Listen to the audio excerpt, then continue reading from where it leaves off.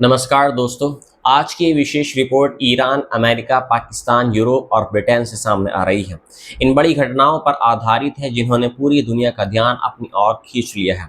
एक तरफ ईरान के दिवंगत सर्वोच्च नेता अयतुल्लाह अली खामेनी के अंतिम संस्कार की तारीखों का ऐलान कर दिया गया है, तो दूसरी तरफ अमेरिका और ईरान के बीच शांति समझौते को लेकर नई उम्मीदें दिखाई दे रही हैं। वहीं ब्रिटेन में भारतीय मूल के एक युवक की हत्या ने भारतीय समुदाय को झकझोर कर रख दिया है। इन सभी घटनाओं का अंतर्राष्ट्रीय राजनीति और क्षेत्रीय सुरक्षा पर गहरा प्रभाव पड़ सकता है। सबसे पहले बात करते हैं ईरान से सामने आई उस बड़ी तस्वीर की जिसने पूरे मध्य पूर्व का ध्यान अपनी ओर खींच लिया है।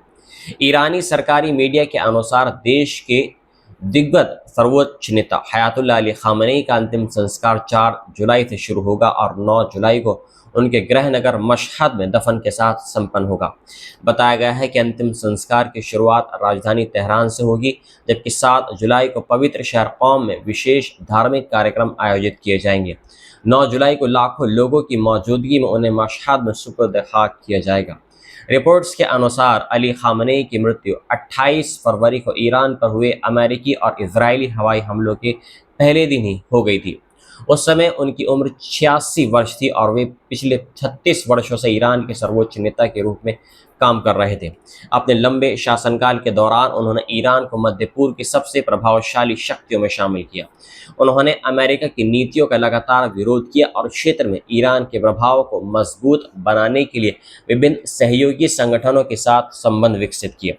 रिपोर्ट्स में ये भी कहा गया है कि जिस हवाई हमले में उनकी मृत्यु हुई उसमें तेहरान स्थित उनका केंद्रीय परिसर पूरी तरह नष्ट हो गया था। इस हमले में उनके पुत्र मुश्तबा खामेनी भी घायल हो गए थे, जबकि उनकी पत्नी भी की मृत्यु हो गई थी।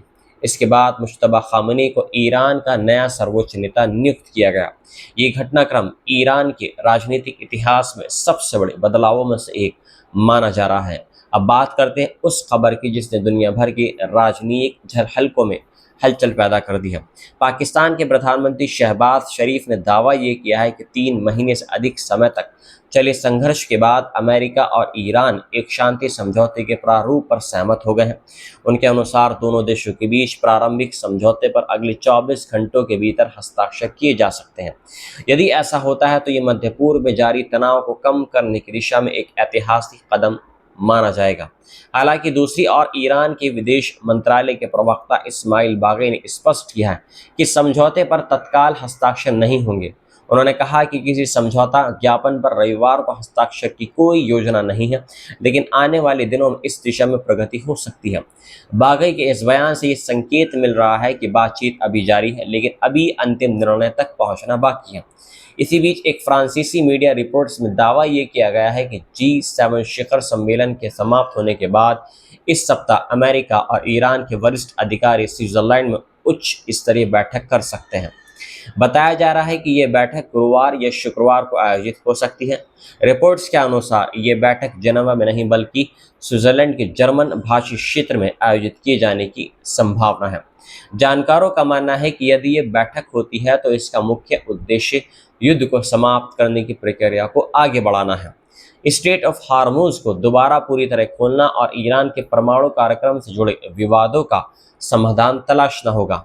अभी तक अमेरिका और ईरान दोनों ने इस संभावित बैठक की आधिकारिक पुष्टि नहीं की है, लेकिन कूटनीतिक सूत्रों का कहना है कि बातचीत लगातार अभी जारी है और दोनों पक्ष किसी ऐसे समाधान की तलाश में है जिससे क्षेत्र में स्थिरता बहाल की जा सके। अब रुख करते हैं ब्रिटेन की ओर, जहां भारतीय मूल के एक युवक की हत्या ने लोगों को चौंका दिया है। लंदन पुलिस के अनुसार 26 वर्षीय गुरभेद सिंह की पश्चिमी लंदन के साउथहॉल इलाके में चाकू मारकर हत्या कर दी गई।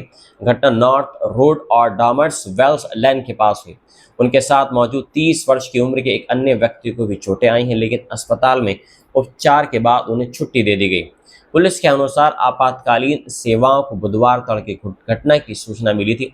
मौके पर पहुंची मेडिकल टीम ने गुरभेज सिंह को बचाने की पूरी कोशिश की, लेकिन गंभीर चोटों के कारण उनकी घटनास्थल पर ही मौत हो गई।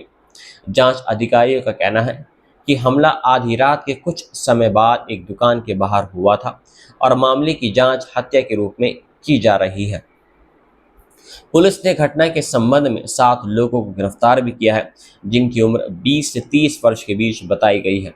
बाद में 6 लोगों को बिना किसी कार्रवाई के रिहा कर दिया गया, जबकि एक व्यक्ति को जमानत पर छोड़ा गया है और उससे आगे भी पूछताछ की जाएगी। पुलिस ने इलाके में मौजूद लोगों और सीसीटीवी फुटेज रखने वालों से आगे आने की अपील की है, ताकि मामले की सच्चाई सामने आ सके। इस दुखद घटना के बाद गुरबीज सिंह के पार्थिव शरीर को भारत भेजने और अंतिम संस्कार की व्यवस्था के लिए एक ऑनलाइन फंड अभियान भी शुरू किया गया है। अभियान के तहत अब तक हजारों यूरो की राशि एकत्र की जा चुकी है और एक बड़ी संख्या में लोगों ने परिवार की सहायता के लिए योगदान दिया है। ये घटना एक बार फिर ब्रिटेन में बढ़ती चाकूबाजी की घटनाओं और सार्वजनिक सुरक्षा को लेकर बहस का विषय बन गई है। कुल मिलाकर देखा जाए तो एक और ईरान अपने दिग्गज सर्वोच्च नेता को अंतिम विदाई देने की तैयारी कर रहा है, तो दूसरी ओर अमेरिका और ईरान के बीच संभावित शांति समझौते को लेकर उम्मीदें बढ़ रही हैं। यदि आने वाले दिनों में स्विट्जरलैंड में प्रस्तावित वार्ता सफल होती है, तो मध्य पूर्व की राजनीति में एक नया अध्याय शुरू हो सकता है। वहीं ब्रिटेन में भारतीय मूल के युवक की हत्या ने प्रवासी भारतीय समुदाय के बीच चिंता बढ़ा दी है और लोग इस मामले में शीघ्र न्याय की मांग कर रहे हैं। फिलहाल इन सभी घटनाओं पर दुनिया भर की नज़र बनी हुई है। जैसे जैसे नई जानकारी सामने आएगी, हम आपको हर महत्वपूर्ण अपडेट सबसे पहले पहुंचाते रहेंगे।